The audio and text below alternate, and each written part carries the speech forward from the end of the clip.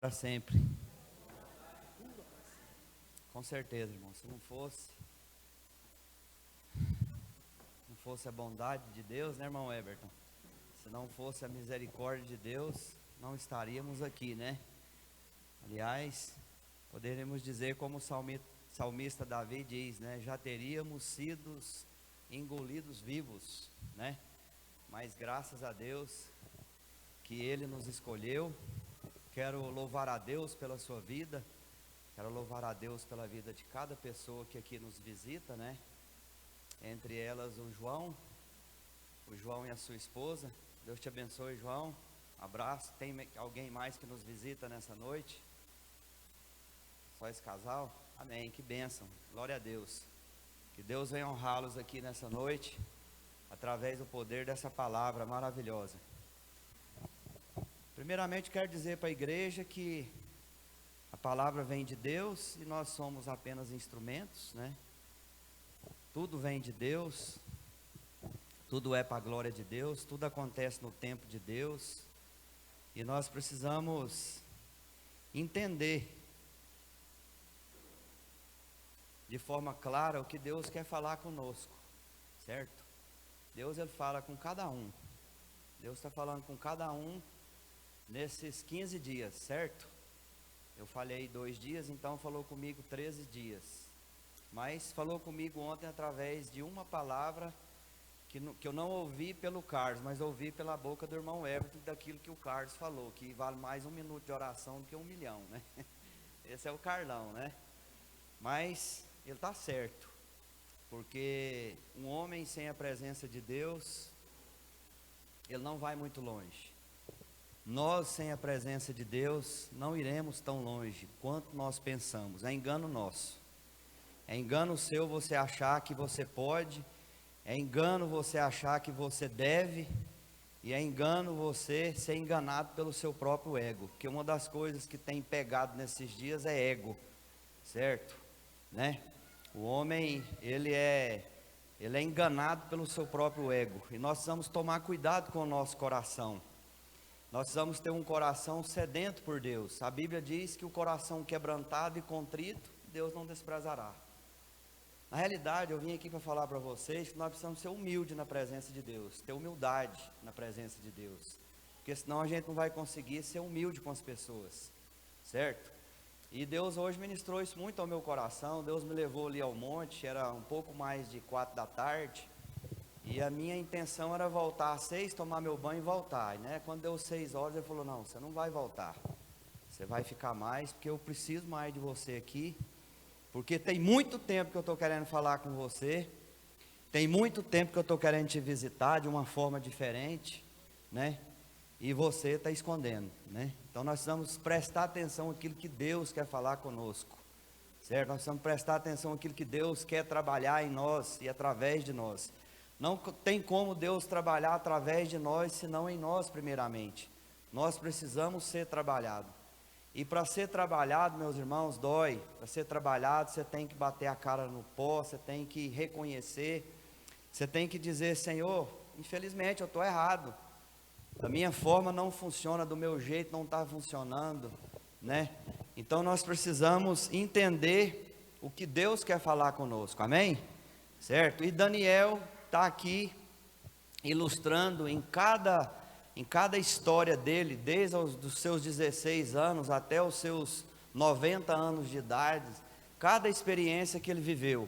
Aos 16 anos de idade, ele já era um homem que já tinha a sua identidade, né? O irmão Heidner foi muito feliz no que ele falou sobre identidade, no domingo de manhã, falando ali da ousadia, da fé, da coragem de Daniel, falando ali de cada característica de Daniel, certo? E não é diferente também para nós, nesses dias que nós estamos vivendo. Se quer ser como Daniel, meu irmão, a gente precisa de entender o significado do jejum, o significado da palavra, o significado da oração, porque tudo foi vencido através desses 3 pilares. E muitas vezes a gente quer caminhar, meus irmãos, né, de uma forma superficial, a gente quer caminhar no raso. No raso não vai funcionar. Deus quer nos levar às águas mais profundas. Deus quer nos levar a um outro patamar. E nesse patamar, meus irmãos, não é para a gente se envaidecer. Não é para a gente ficar como esses reis ficaram, certo? Quando Daniel foi levado a outro patamar, ele entendia que quanto mais ele crescia, certo? Ali, mais ele precisava se diminuir na presença de Deus. Porque a matemática de Deus é um pouco doida. O maior para Deus é menor, certo? O maior para Deus não é aquele que se exalta, é aquele que se humilha. Porque senão a gente não vai entender o propósito, né, das nossas vidas. A gente não vai entender nada, certo? E em cada adversidade que Daniel passou, em cada adversidade que nós estamos passando, nós precisamos entender que em todas elas, né, em todas elas existe um propósito de Deus. E é no meio dessas promessas, é no meio dessas adversidades que estão ali as promessas de Deus para a minha vida e para a sua vida.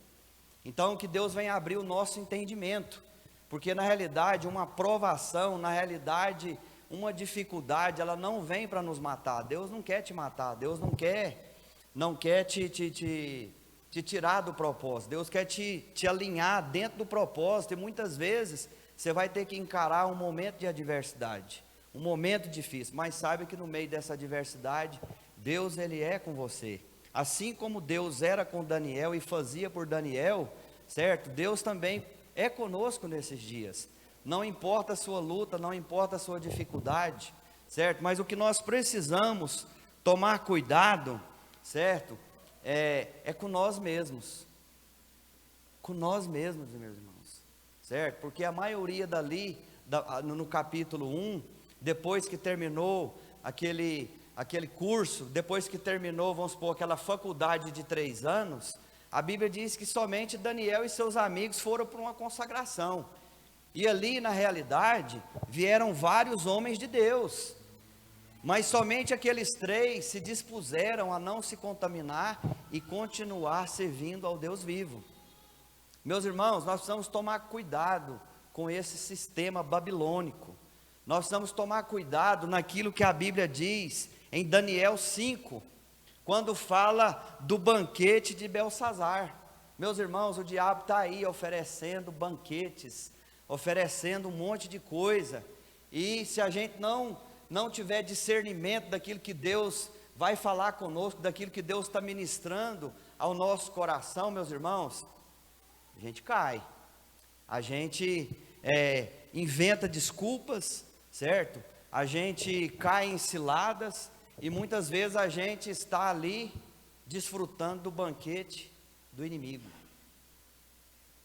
A Bíblia está falando aqui que certa vez esse rei Belsazar, que é um instrumento do diabo no mundo espiritual, Belsazar, ele representa um sistema diabólico, um sistema de mundo, um sistema de pecado, né? A Bíblia diz que ele deu um grande banquete. Meus irmãos, pensa comigo aqui. Você tem o direito de desfrutar ou do banquete de Deus ou do banquete do diabo.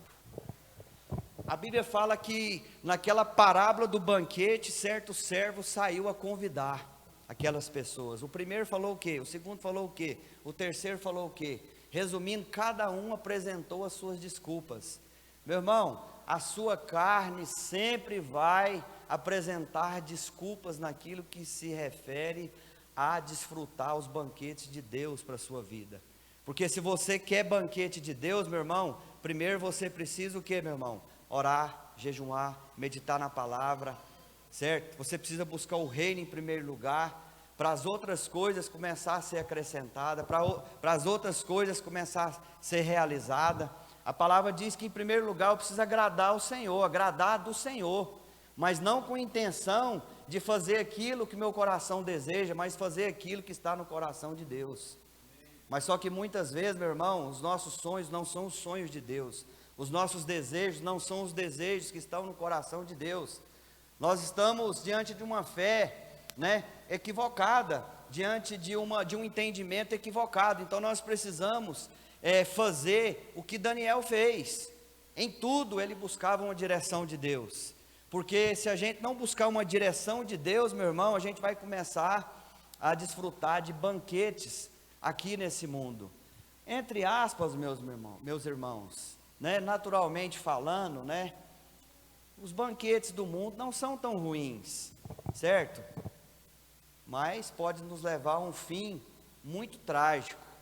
Mas o melhor que Deus tem para oferecer para nós e para a nossa igreja é o banquete dele, do Senhor, para a nossa vida. Quando a gente busca o Senhor sem apresentar desculpas, quando a gente busca o Senhor sem reservas, quando a gente busca o Senhor sem restrições e fala: Senhor, eis-me aqui de todo o coração, Deus faz, entendeu? Deus realiza, Deus executa, né? Você começa a entender todas as coisas, todos os processos. Então, diante dessa luta, dessa adversidade, meu irmão, saiba que Deus, Ele está nesse processo juntamente com você.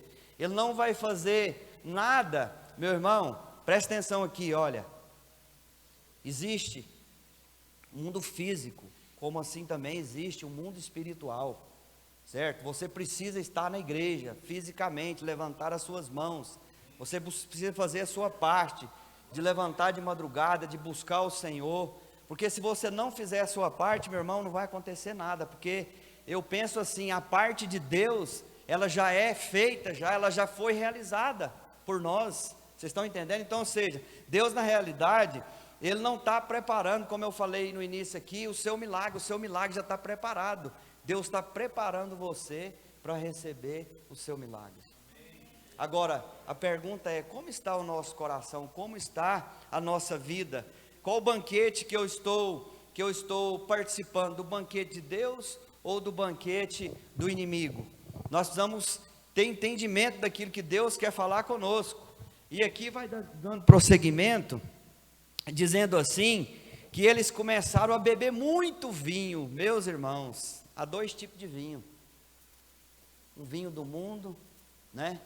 E um vinho de Deus. O vinho de Deus, meus irmãos, está relacionado ao Espírito Santo, está relacionado à nossa vida no Espírito, está relacionado à vida que Daniel vivia, que ele tinha um espírito excelente, mesmo diante de tantas lutas e de tantas adversidades ali, ele via a bênção de Deus em todas elas. Porque como eu sempre falo, né, irmãos, a bênção de Deus é que enriquece e não traz consigo dores, é porque a bênção de Deus, ela é boa para nossas vidas, mas só que nós precisamos entender a respeito das bênçãos de Deus para nós, e para ela ser executada na nossa vida, como ela foi executada na vida de Daniel, requereu dele obediência, requereu dele fidelidade, requereu dele santidade, requereu dele renúncia, requereu dele disciplina, constância, requereu dele, meus irmãos, mortificar a sua carne todos os dias.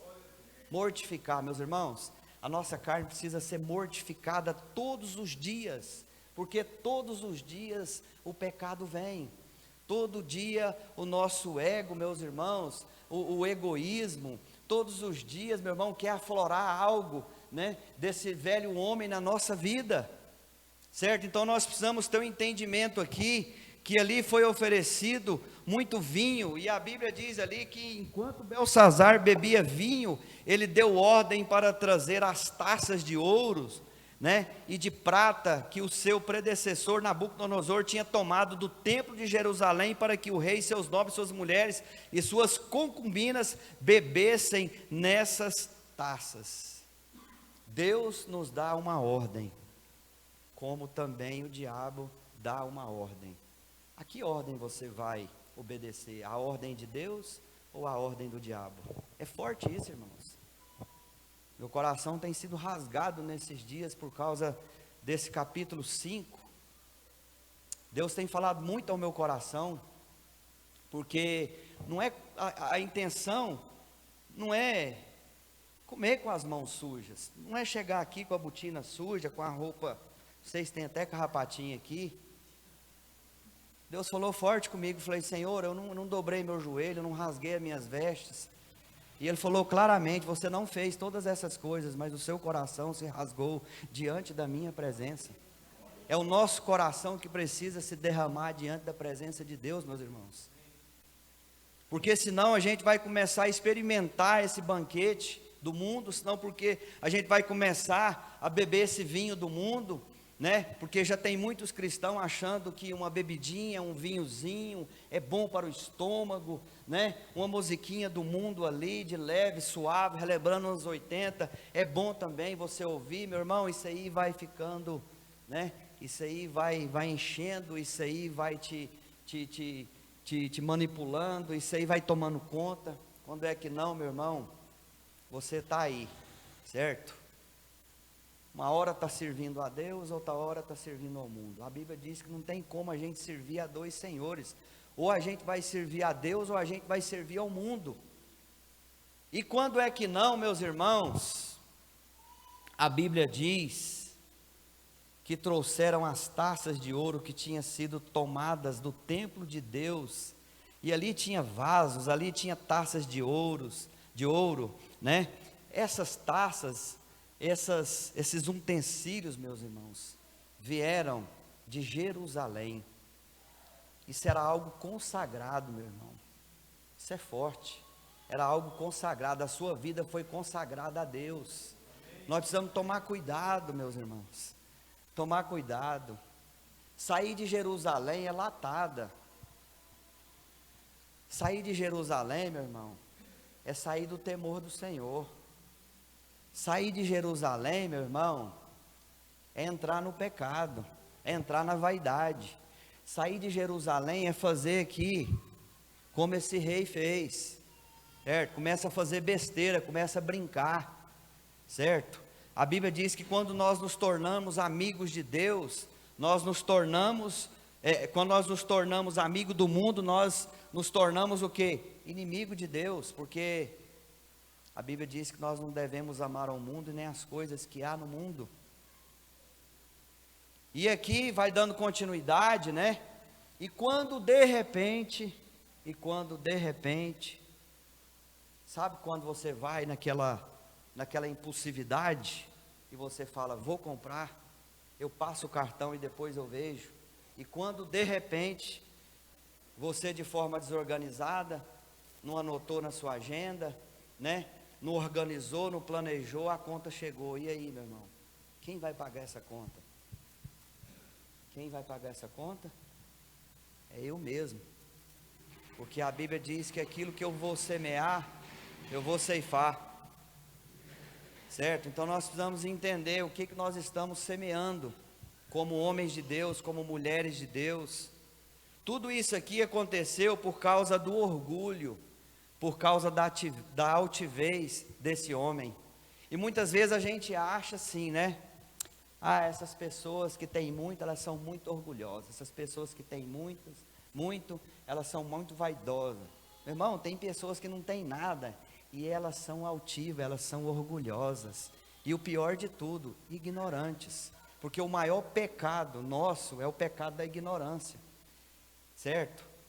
É o pecado da ignorância. É a gente não ter entendimento daquilo que Deus está falando nesses 15 dias e vai falar por mais, enquanto você estiver aqui dentro da casa de Deus, porque Deus usa profetas para falar com o povo dele. E nós vamos pegar essa lição aqui, porque de repente, a Bíblia fala aqui que apareceram dedos de mão humana, começou a escrever, meus irmãos.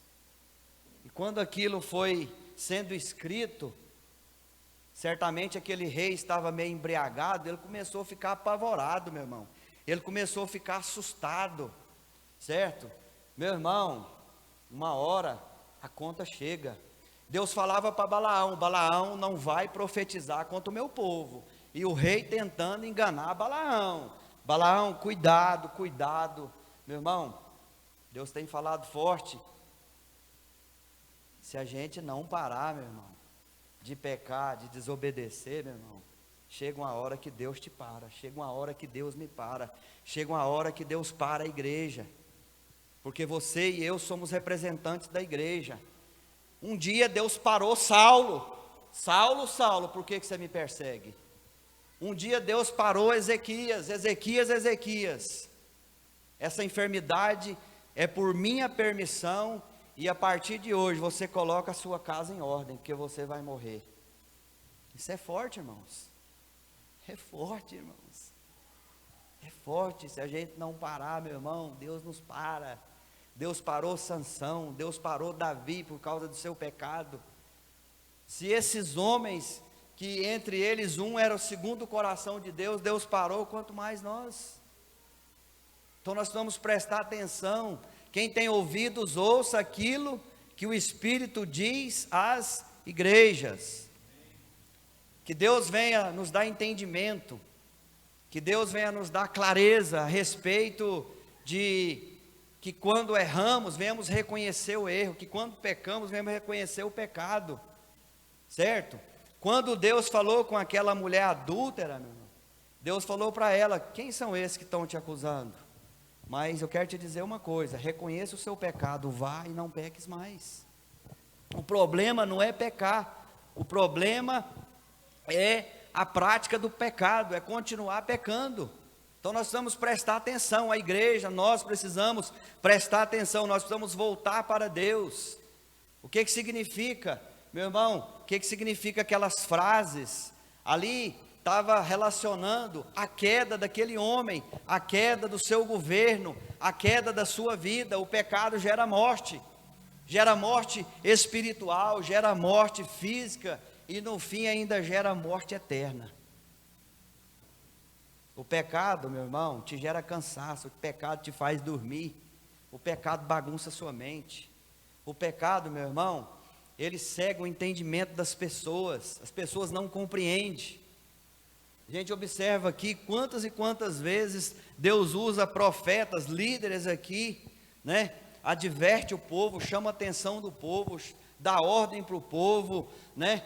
Clama a Deus pelo povo, e muitas vezes a gente comete aqueles mesmos atos que aconteceu com o povo lá em Jerusalém. Jerusalém foi tomada, foi sitiada pela Babilônia por causa dos seus pecados, pecado de idolatria, todo tipo de pecado existia ali, meu irmão. E o que nos afasta de Jerusalém, o que nos afasta da presença de Deus, são os nossos pecados. E muitas vezes a gente fala assim: cara, mas eu sou um homem tão bom, eu sou um marido bom, eu dentro de casa com a Marina, eu sou tão bom, lá na empresa, eu tento o máximo possível ser bom. E quando você vai para os pés do Senhor, meu irmão, quando você vai fazer uma autoavaliação de tudo, você entende que você não é tão bonzinho assim, que você precisa melhorar. Só o fato de você não orar, você já é um orgulhoso, você já é um arrogante, sabia? Porque a falta da oração é a prova da arrogância do ser humano. Eu não estou orando, não precisa orar, está tudo bem. Que arrogância essa sua?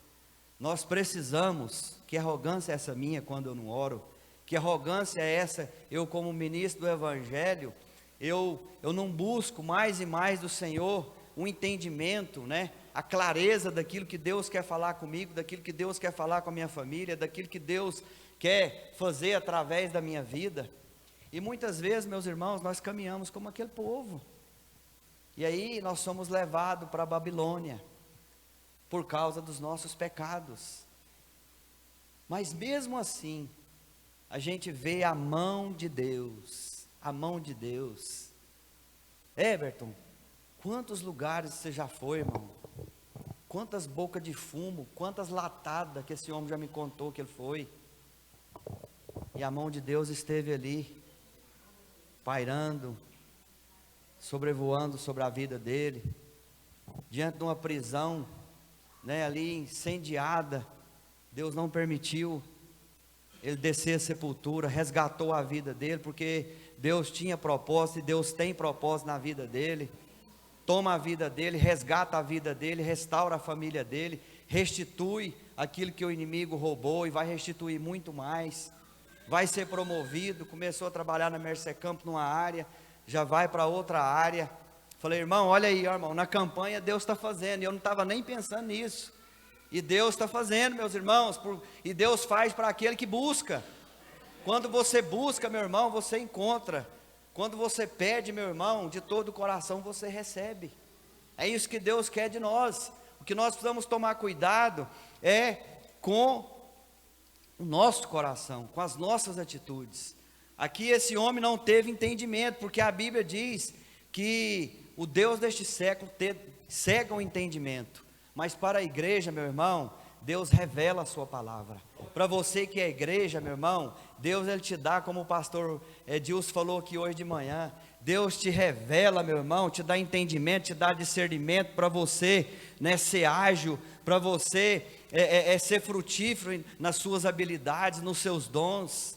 É isso, meus irmãos, que nós precisamos aprender de todo esse texto, contexto, né, de toda essa trajetória aqui nesses 21 dias, e a gente entender que precisamos dar continuidade. Dar continuidade, meu irmão, não é só 21 dias não, é 42, é 84, é 168, e aí vai, meus irmãos, é até o fim, porque a Bíblia diz que aquele que perseverar até o fim será salvo. Nós não podemos abrir mão da nossa salvação, nós não podemos abrir mão da nossa coroa. O seu nome, o meu nome, o nome da igreja foi escrito no livro da vida. A mão misteriosa de Deus ali, meus irmãos, naquele reboco ali, meu irmão, é a mão do Senhor sobre a igreja, é o cuidado do Senhor sobre a igreja, eu posso dizer aqui, mas também, meu irmão, a mão de Deus é justiça. A mão de Deus, meu irmão, é justiça. Cuidado quando você pede justiça, cuidado quando você julga, porque quando Deus vai julgar, primeiramente Ele vai te observar, porque quando Deus vai fazer justiça, Ele vai pôr na balança, meu irmão, e nós precisamos prestar atenção como nós estamos na balança de Deus, como nós estamos na balança de Deus, como está a nossa vida com Deus, como está o nosso coração. Isso é forte, igreja, amém? Glória a Deus. É promessa de Deus você sair da Babilônia, meu irmão. É promessa de Deus nós sairmos da Babilônia. Nós já saímos da Babilônia. Babilônia não é o nosso lugar. No livro de Apocalipse diz o que? Foge dela, povo meu. Sai da Babilônia. Nosso lugar é Jerusalém. Nosso lugar é no centro da vontade de Deus. Nosso lugar, meus irmãos, é na presença de Deus. A presença de Deus é o único lugar aonde a sua fraqueza desaparecerá. Forte isso, né, irmão? Mike Murdock escreve isso. A presença de Deus é o único lugar que a sua fraqueza irá desaparecer, meu irmão. Porque na realidade, quando a gente está fraco, a gente recebe a força do alto, não é assim? Porque o poder de Deus se aperfeiçoa em meio às nossas fraquezas. Quando eu estou fraco, quando eu falo que eu estou fraco, significa o que, meu irmão? Que eu estou me derretendo na presença de Deus e reconhecendo a minha pequena força, reconhecendo ali que eu não tenho força nenhuma, a não ser se não vier uma força de Deus. A irmã Oneida foi muito feliz quando ela falou, olha, não é Daniel, o foco aqui, não é Daniel mesmo, é o Deus de Daniel, porque é o seu Deus que vai fazer toda a diferença. Eu estava lá no monte, Deus falava forte comigo, Senhor, como o Senhor falou com Moisés, eu quero que o Senhor fale comigo hoje também, da mesma forma como quando ele desafiou o Senhor, Senhor, eu não vou sair daqui se o Senhor não for comigo. Eu falei, Senhor, eu não vou sair daqui se o Senhor não for comigo, não me faça sair deste lugar se a presença do Senhor não for comigo. Meu irmão, é todo, em qualquer lugar, onde você pôr a planta dos seus pés, que a presença de Deus esteja com você, que a presença do Senhor esteja sobre a sua vida, sobre a sua casa, amém? Glória a Deus. Precisa de uma ação de Deus, meu irmão, a ação de Deus já vem, a ação de Deus já foi liberada, precisa de uma ação física sua, minha, precisa de uma ação física da igreja, de vir, de levantar as mãos, de profetizar, de tomar posse, de renunciar, de sacrificar, certo? De batalhar, de crer, de exercitar a fé, né? De romper diante das adversidades, de não olhar as circunstâncias, de não olhar nem para a direita e nem para a esquerda, de pegar a mão no arado e não olhar para trás, né? Existe todas essas características na vida de Daniel, meu irmão, e essas características também podem acontecer na minha vida e na sua vida, a partir do momento que eu entrego tudo nas mãos do Senhor, a partir do momento que eu entendo os propósitos do Senhor. A partir do momento que em qualquer circunstância eu não olho a circunstância, em qualquer adversidade eu não olho a adversidade. Ali dentro eu tenho o entendimento de que Deus está no controle de todas as coisas. É forte isso, né, irmãos? Que Deus está no controle de todas as coisas. Cada um aqui está vivendo um momento, cada um aqui está vivendo uma oportunidade, cada um aqui está vivendo uma história, está passando por uma luta, cada um está passando por um deserto, vamos dizer assim, certo? Tem uns que estão no negativo, tem uns que estão no positivo, meu irmão, mas em tudo reconheça a Deus. Se você está alegre, cante louvores. Se você está triste, ore. Se você está sofrendo, não sofra sozinho, certo? Mas uma coisa é certa, irmão, Deus é quem precisa governar a sua vida. Deus é que precisa ser o primeiro na sua vida e na minha vida, meu irmão, para a gente romper, para a gente caminhar, meu irmão, dentro dos propósitos, porque senão vai finalizar tudo, vai terminar tudo e a gente não entendeu nada, a gente não compreendeu nada. Eu falava com o pastor, diante de tanta revelação, diante de tanta coisa sobrenatural, somente Daniel que captou a visão. Meus irmãos, isso é muito sério. São poucas pessoas que estão tendo discernimento, são poucas pessoas que estão entendendo o propósito de Deus, o chamado de Deus para as suas vidas. E qual é o objetivo de Satanás, meus irmãos? O objetivo de Satanás é de te tirar do centro da vontade de Deus. O objetivo de Satanás, meu irmão, é pegar o seu talento, e enterrar ele. Mas você tem talento, você tem dom, meu irmão. Começa a exercitar ele, começa a falar, começa a buscar, certo? Com amor, com alegria, com intensidade. Começa a fazer as coisas dentro de casa, faça o seu melhor. Porque tudo começa primeiro dentro da nossa casa, certo? Não adianta nada. Eu conversava com uma pessoa ontem, e aparentemente, que pessoa boa, que rapaz humilde, que cara detalhista naquilo que ele faz, que tudo com perfeição e tudo, né? Quando de repente a gente sabe da notícia que mulher foi embora, abandonou isso, abandonou aquilo, e eu pensei, cara, como que é isso? Estava cuidando bem do carro, estava cuidando bem dos clientes, estava cuidando de tudo aquilo que ele fazia, mas ele não estava cuidando bem da sua casa, estava cuidando bem da sua própria vida. Daniel cuidou bem da sua própria vida, para depois ele cuidar de outros. Vamos cuidar bem da nossa vida, certo? Vamos falar, Senhor, limpa o meu interior, lava o meu coração, renova os meus pensamentos, certo? Eu quero estar limpo diante do Senhor, eu quero estar purificado diante do Senhor, eu quero estar na presença de Deus, eu quero estar em liberdade, não para dar ocasião à carne, ao diabo, mas eu quero estar nessa liberdade para andar em espírito e fazer a obra do Senhor, e fazer a vontade do Senhor. Vocês estão entendendo, irmãos? Eu creio que a direção que Deus deu foi essa.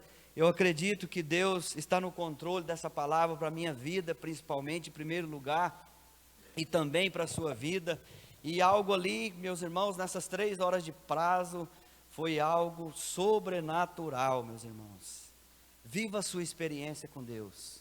Quero finalizar aqui. Viva a sua experiência. A minha experiência, meu irmão, hoje foi sobrenatural.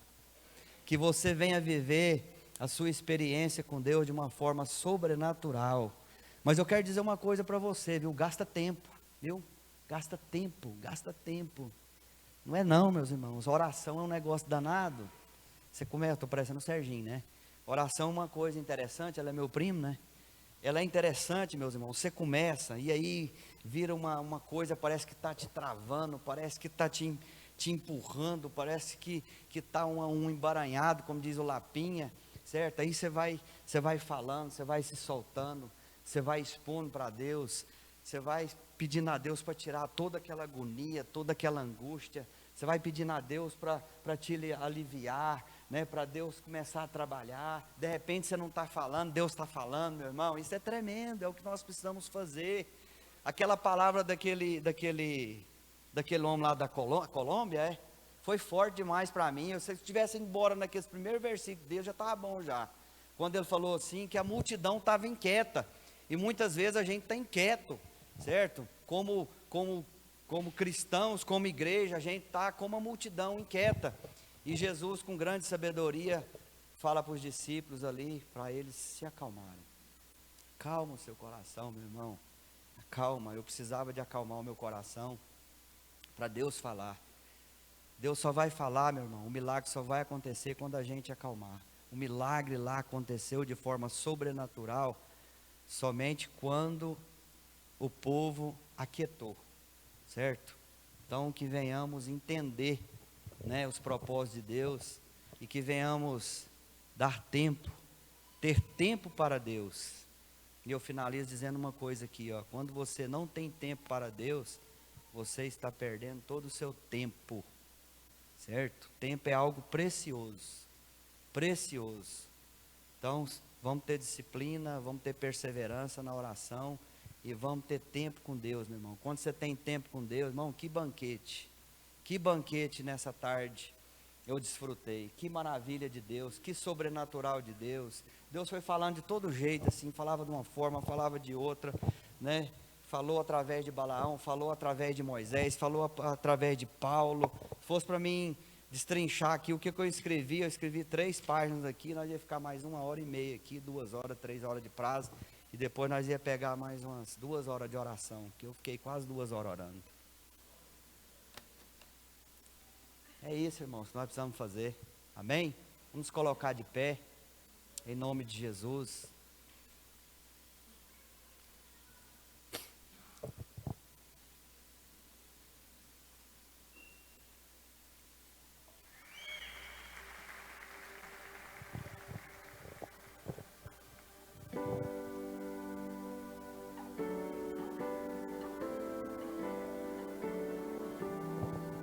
Que Deus venha falar com você, meu irmão.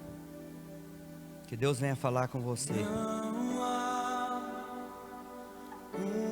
Deus venha falar ao seu coração. Deus me falou muito hoje a respeito de arrependimento.